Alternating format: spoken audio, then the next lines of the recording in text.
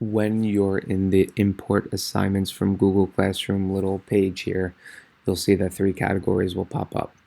The first category is category. You'll select any of the preset categories you have in your eSchool gradebook.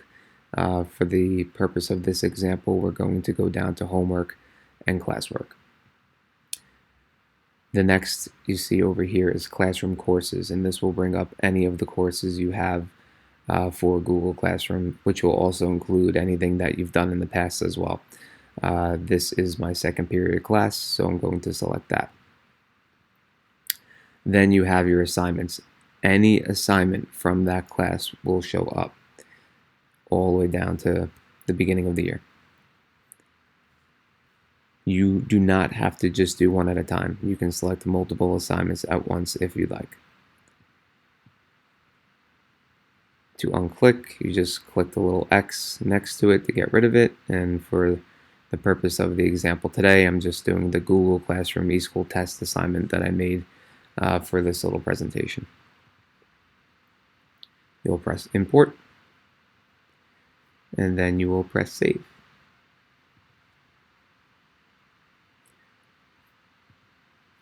Once that is all set, you go back to your main gradebook.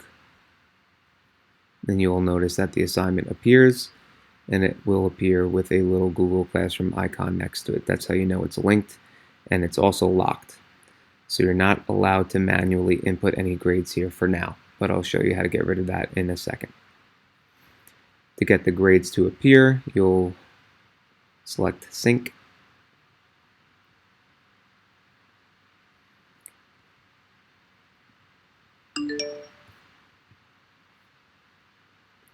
And after a few seconds, your grades will appear. A big tip for you is that if you are grading in Google Classroom and you would like the grades to appear in your eSchool gradebook, the assignment needs to be returned to the student in Google Classroom. So if you grade an assignment and you do not submit it back to the student in Google Classroom, it will not appear in your eSchool gradebook. So it needs to be returned back to the student in Google Classroom before it will appear in your eSchool gradebook. The one slight downside is that you can't override these grades right away, but there is a way to get rid of the Google Sync once you do it. So you're not locked into it. If you want to go back and manually override these grades later on, you go back to setup. You go to your homework, classwork category, or whatever category you're trying to unsync, and there is an unlink button right here. Press save.